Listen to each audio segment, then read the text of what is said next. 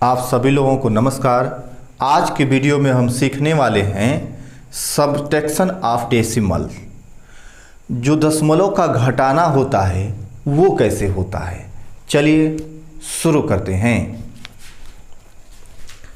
आपके सामने 1 से लेकर के 7 तक क्वेश्चन दिया हुआ है और आप इसमें देख सकते हैं कि सारे जगह यहाँ पर सब माइनस का चिन्ह लगा हुआ है। इसका मतलब है कि इस राशि में से ये वाली राशि घटानी है और इस वाली राशि में से ये राशि घटानी है और इस वाली राशि में से ये राशि। इसका मतलब है कि इधर वाली राशि में से इधर वाली राशि सब घटानी है। तो कुल मिलाकर के इसमें 7 क्वेश्चंस दिए हुए हैं और सभी क्वेश्चंस में से एक क्वेश्चन हम आपको बताएंगे और उसी के आधार पर ये सारा क्वेश्चन आप सॉल्व कर लेंगे। विशेष ध्यान देंगे जो मैं बोलने जा रहा हूँ वो इसमें विशेष बात क्या होता है दशमलव के घटाना में और दशमलव के जोड़ में। तो घटाना में या जोड़ में समान नियम होता है। क्या समान नियम होता है? दशमलव के नीचे दशमलव रखेंगे। देखिए जो संख्या जिस संख्या में से जो संख्या घटाना है, तो जिसमें से जो घटाना है उसको लिखने का एक सिस्टम होता है। जिसमें से जो घटाना है, जो घटाना वो नीचे लिखेंगे और जिसमें से घटाना है उसको ऊपर लिखेंगे। ठीक है। लिखते समय ध्यान रखेंगे कि दोनों संख्याओं का दशमलव ठीक ऊपर नीचे आना चाहिए। उसके बाद दशमलव के बाएं की संख्या दशमलव के बाएं और दशमलव के दाएं की संख्या दशमलव के दाएं लिखते हैं। अभी मैं एक क्वेश्चन आपको हल करके दिखा रहा हूं तो आप समझ जाएंगे कि आखिर ये हल कैसे होगा। ठीक है। एक चीज़ हम आपको बताना चाहेंगे कि जिस संख्या में आपको दशमलव नहीं दिख रहा है उसमें दशमलव कहाँ है।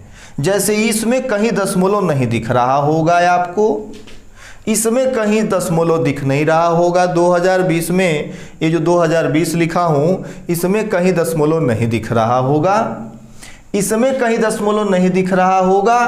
तो जिस संख्या में कहीं दशमलव नहीं दिखाई देता है वहाँ पर उस संख्या में दशमलव होता कहाँ है। तो अगर मान लीजिए कि मैंने 2020 लिखा है, इसमें दशमलव कहीं नहीं लिखा हूं। जैसे ये देखिए आप, इसमें दशमलव कहीं नहीं लिखा हूं। तो जब किसी भी संख्या में दशमलव कहीं दिखाई ना दे तो समझ लेना चाहिए कि उसके अंत में दशमलव दिया हुआ है, एकदम अंत में। जैसे इधर साइड में, राइट साइड में दशमलव यहाँ पर वो साइलेंट रहता, छिपा रहता है। तो वो ज़रूरत पड़ने पर उसको हम लिख सकते हैं और ज़रूरत पड़ने पर मतलब ज़रूरत न पड़ने पर इसको हटा भी सकते हैं। अगर इसका ज़रूरत नहीं है दशमलव का तो उसको आप हटा भी सकते हैं और लिख भी सकते हैं। और दशमलव जब हम लगा देते हैं तो इधर जितना मर्जी करे इधर 0 बढ़ाइए, जितना मर्जी करे इधर 0 बढ़ा लीजिए और जितना मर्जी करे इधर 0 बढ़ा सकते हैं। यानी अगर दशमलव लगा दिए हैं तो दशमलव के बाद इधर जितना चाहे उतना 0 बढ़ा सकते हैं। और यहाँ पर आगे भी 0 बढ़ा सकते हैं, लेकिन आगे 0 बढ़ाने के लिए दशमलव लगा रहे या न लगा रहे तो भी आप बढ़ा सकते हैं। जैसे 2020 है, इसमें दशमलव कहीं लगाया नहीं हूं मैं, तो यहाँ 0 बढ़ा देंगे तो कोई फर्क नहीं पड़ेगा। इधर बढ़ाएंगे तो कोई फर्क नहीं पड़ेगा, अभी भी ये 2020 ही लिखा हुआ है। लेकिन अगर इधर 0 बढ़ाएंगे तो फर्क पड़ेगा। ठीक है, फर्क पड़ेगा। ये देखिए, ये 2 लाख 20 लाख ऐसे बदलता जाएगा, बढ़ता जाएगा। अगर इधर आप 0 बढ़ाना चाहते हैं, देखिए इधर 0 बढ़ाएंगे कोई फर्क नहीं पड़ेगा, कुछ भी फर्क नहीं पड़ेगा। लेकिन अगर 2020 के इधर 0 बढ़ाएंगे तो फर्क पड़ेगा।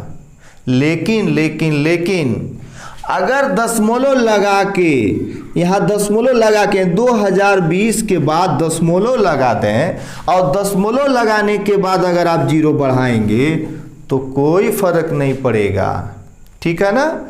यानी इधर जीरो बढ़ाना है तो दशमलव लगा के बढ़ाइए, 0 0 0 0 केवल जीरो भर। इधर जीरो बढ़ाना है तो चाहे दशमलव लगा हो चाहे दशमलव नहीं लगा हो, इधर हम जीरो बढ़ा सकते हैं, ठीक है ना। तो ये रहा, कहीं भी अगर दशमलव साइलेंट है तो ये समझ लेना चाहिए कि सबसे लास्ट में होगा, ठीक है ना। तो इसमें दशमलव कहीं नहीं है तो यहाँ होगा ना, बस। तो सब में दशमलव दिखाई देने लगा आपको, यहाँ दशमलव नहीं है तो कहाँ होगा बोलिए, यहाँ होगा। इसमें दशमलव नहीं है तो कहाँ होगा, यहाँ होगा। जब नहीं दिखाई दे रहा तब अंत में होता है, ठीक है ना। तो आप समझ गए दशमलव कहाँ होगा, क्योंकि दशमलव के नीचे दशमलव रखना ही रखना है। तो जब दशमलव दिखाई देगा तभी तो दशमलव के नीचे हम दशमलव रखेंगे, इसलिए दशमलव का होना जरूरी है। और दशमलव होता ही है, कहीं नहीं है तो लास्ट में रहेगा। तो चलिए इसमें से हम एक क्वेश्चन आपको हल करके बताएंगे और बाकी सभी क्वेश्चन आप स्वयं हल कर लेंगे, सेल्फ स्टडी से कर लेंगे। तो सेल्फ स्टडी के सहारे आपको हल करना होगा। इसमें से हम एक क्वेश्चन बताते हैं। देखिए इसमें से हम एक क्वेश्चन बताएंगे और इसमें से कोई भी एक क्वेश्चन हम बता सकते हैं। और चलिए हम इसमें से कौन सा क्वेश्चन लें, चलिए हम यही वाला क्वेश्चन ले लेते हैं, क्वेश्चन नंबर 2। क्वेश्चन नंबर 2 में देखिए ये बड़ा संख्या है और ये छोटा है, ये बड़ा है और ये छोटा है। कैसे जान रहे हैं, क्योंकि यहाँ दशमलव से पहले 9,999 है और दशमलव 99 पैसा की बात करेंगे तो 9,999, ये सिर्फ 99 है, 99 है ना सिर्फ, उधर 0.999 छोटा हो गया। तो दशमलव से पहले इधर 4 अंक और दशमलव से पहले इधर 2 अंक, इसलिए ये बड़ा है, ठीक है। तो चलिए इस समय से इसको घटाना है तो ऊपर नीचे लिखते हैं। तो इसको पहले लिख लीजिए 999.99। इसको जब आप लिख लेंगे तो इसको इसके नीचे लिखना है। तो नीचे लिखने के लिए इसका जो दशमलव है ना, इसके दशमलव के नीचे ही लिखना पड़ेगा। ये रूल है, केवल जोड़ने घटाने के लिए, गुणा भाग के लिए नहीं, केवल जोड़ने घटाने के लिए नियम है। तो दशमलव, ये वाला दशमलव इसके दशमलव के नीचे लिखेंगे, ठीक है। और दशमलव के बाद की संख्या, दशमलव के बाद और दशमलव के पहले की संख्या दशमलव के पहले, दशमलव के बाद की संख्या दशमलव के बाद लिखेंगे और दशमलव के पहले की संख्या दशमलव से पहले लिखेंगे, ठीक है। तो दशमलव के बाद में जो 9,999 4 बार है, तो देखिए अंक के नीचे यहाँ एक 9 हो गया, यहाँ का 9। अब 2 9 तो लिख दिए, लेकिन यहाँ देखिए दशमलव के बाद 4 9 है, तो 2 9 तो यहाँ 2 9 लिख दिए, लेकिन ये जो 2 9 बचा है वो भी तो लिखना है ना। तो उसको जब इसके ऊपर अंक नहीं है तो इसी बराबर स्पेस से जो ये बीच में जगह है आप लिख दीजिए। अभी बैलेंस कर लिया जाएगा। दशमलव के बाद की संख्या दशमलव के बाद हम लिख लिए और दशमलव से पहले की जो संख्या है यानी कि 9 9 है, उसको हम इसके आगे इधर लिख देंगे, ठीक है ना। तो क्या हुआ, दशमलव के बाद की संख्या दशमलव के बाद और दशमलव के पहले की संख्या दशमलव के पहले। ध्यान क्या रखना है, अंक के नीचे अंक रहना चाहिए और ये गलती नहीं करना है आपको। ये सबसे महत्वपूर्ण बात होती है कि अंक के नीचे अंक होना चाहिए, यानी डिजिट के ठीक नीचे डिजिट होना चाहिए। ये देखिए अंक के नीचे एकदम अंक होना चाहिए, इसके अंक के नीचे अंक होना चाहिए। तो आप क्या कर लिए हैं, ये देखिए दशमलव के नीचे दशमलव रखकर और दशमलव के बाद की संख्या दशमलव के बाद और दशमलव के पहले की संख्या दशमलव के पहले लिख लिए हैं और उसके बाद इस तरह से खींच देंगे। अब रहा घटाना वाली बात, घटाया जा रहा है। अब यहाँ क्या करेंगे, बैलेंस के लिए यहाँ 0 बढ़ा लेंगे, एक 0 यहाँ बढ़ा देंगे और एक ही 0 यहाँ बढ़ाएंगे। क्यों भाई, मैं बताया ना दशमलव के बाद अगर संख्या है, अगर इधर आप 0 बढ़ा रहे हैं तो कोई फर्क नहीं पड़ेगा। मैं इस वीडियो के शुरू में ही बताया हूँ, कोई फर्क नहीं पड़ेगा। तो इसलिए यहाँ पर हम 0 बढ़ा लेंगे, तो इसके ऊपर कुछ नहीं तो 0 बढ़ा लीजिए, इसके ऊपर कुछ नहीं था तो 0 बढ़ा लीजिए। अब यही चीज़ देखिए, इसके नीचे कुछ नहीं है, तो जब इसके नीचे कुछ नहीं तो आप 0 लिख लीजिए, इसके नीचे कुछ नहीं तो 0 लिख लीजिए। यानी इस दशमलव के ये 99 किधर जो 0 लिख रहे हैं इसका कोई फर्क नहीं पड़ेगा इस पे। और इस दशमलव के बाद 99 और 99 के बाद 99 नहीं है, दशमलव के बाद सिंगल सिंगल बोला जाता है। 99 नहीं बोल सकते भाई, ये गलत होगा। सिंगल सिंगल बोला जाता है, जब दशमलव आ जाए तो उसको सिंगल सिंगल बोला जाता है। जैसे ऐसे बोल सकते हैं 9999, चाहे 9999.99 नहीं, 99 सिंगल सिंगल बोला जाता है दशमलव के बाद जो भी अंक होता है। तो इस तरह से हम बैलेंस कर सकते हैं। अब घटाते हैं, अब 0 में से 9 घटेगा नहीं घटेगा, तो यहाँ से हासिल मांगेगा। इस पहले ही से भिखारी है, तो जब ये पहले से भिखारी है तो ये देगा नहीं देगा, तो ये भिखारी जाएगा इससे मांगने, तो ये तो भिखारी नहीं है, इसके पास तो कुछ है ही है, तो ये उसको 1 दे देगा। जब 1 इसको देगा तो तुरंत तो 10 हो जाएगा। घटाना का नियम होता है ना, ये 10 हो जाएगा, 10 वाला इसको देगा तो ये 10 हो जाएगा, ये 9 हो जाएगा। चलिए याद करिए, कहाँ से मिला था, यहाँ से मिला था। तो ये इसने दिया था इसको तो 10 हो गया, ये 10 वाला इसको 1 दिया तो ये 10 हो गया, ये 9 हो गया।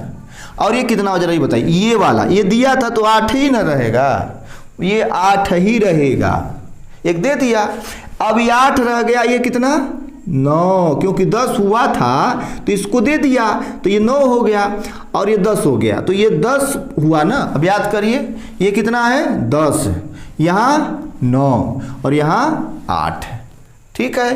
तो 10 में से अगर हम 9 घटाएंगे तो सीधे सीधे आपके पास 1 बचेगा, सीधा सीधा। और यहाँ बचा 0 थोड़ी ना, 9 है, यहाँ एक 10 हुआ था तो इसको दे दिया, ये 10 हो गया, ये 9 हो गया, तो 9 में से 9 घटाएंगे तो 0 बचेगा। अब बताइए यहाँ क्या बचा, 8 ना, तो 8 में से 9 घटेगा नहीं घटेगा, तो फिर यहाँ से हासिल लेगा, तो 9 यहाँ से 9 से हासिल लेगा, ये 8 है तो ये 18 हो जाएगा, 18 हो जाएगा, यानी 18 हो जाएगा। अब 18 में से 9 लेस कर देंगे तो 9 होगा, 9 दूना 18, 9 बचेगा, ठीक है। अब यहाँ कितना बचा भाई, अब यहाँ बचा है 8, क्योंकि इसको दे दिया था, अब 8 बचा, 8 बचा है, फिर 8 में से 9 नहीं घटेगा, तो जब फिर 8 में से 9 नहीं घटेगा तो फिर यहाँ से हासिल जाएगा। अब दशमलव का बाधा इसमें नहीं उत्पन्न होगा, इधर से हासिल उधर चला जाए, दशमलव के उस पार कूद के, दशमलव के उस पार कूद करके हासिल चला जाएगा। अब यहाँ से 1 हासिल चला गया तो ये 18 हो गया, और 18 में से 9 घटा तो यहाँ 9 हो गया भाई। अब देखिए जो दशमलव आ रहा रास्ते में, ये दशमलव यहाँ भी उतरेगा, यही बात है, दशमलव ठीक नीचे दशमलव आएगा। अब बताइए यह हासिल दे दिया तो ये भी कितना हुआ, 8 बचा है, तो 8 बचा तो 8 में से फिर 9 घटेगा नहीं घटेगा, तो फिर यहाँ से 1 हासिल लेके 18 हो जाएगा, फिर 18 में से ये 9 घटाएंगे, तो 18 में से 9 घटाएंगे तो 9 आएगा, आएगा ना। अब फिर ये 8 बचा है, और फिर 8 में से 9 घटेगा नहीं घटेगा, तो यहाँ से फिर ये हासिल देगा 18 होगा, और 18 में से 9 जाएगा तो फिर यहाँ पर 9 होगा। अब फिर ये 8 ही बचा है, क्योंकि इसी ने ही तो इसको दिया था 1, तो ये 8 बचा है, और 8 में से अब की बार 9 नहीं जाना है, अब की बार 0 जाना है, तो 8 में से 0 जाएगा तो कितना बचेगा, 8 बचेगा ना। कितने बच्चे 0 लिख देते हैं, अरे 8 में से 0 जाएगा तो क्या बचेगा, 8 बचेगा। अब यहाँ तो हासिल इसको दिया नहीं था, 9 पूरा का पूरा 9 है, 9 तो पूरा कोई हासिल वसील वाला काम किया नहीं था, तो 9 में से अब 0 घटेगा तो 0 बचेगा, 9 बचेगा, तो ये हो गया हमारा 9।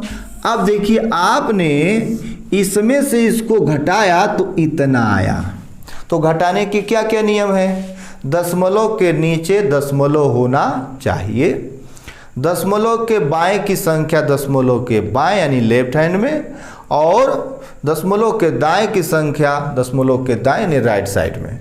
तो आप घटाते समय इधर का हासिल इधर उधर जा सकता है, और ये दशमलव आपको यहाँ पर ध्यान रखना है कि इसमें भी दशमलव आएगा। ठीक है ना। तो आप इतना तो समझ गए हैं कि दशमलव का जो घटाव होता है यानी सब्ट्रैक्शन होता है वो कैसे होता है। तो इस सब्ट्रैक्शन कर लीजिएगा, सारा क्वेश्चन फेयर कर लीजिएगा। और आज के लिए इतना ही, बहुत बहुत धन्यवाद।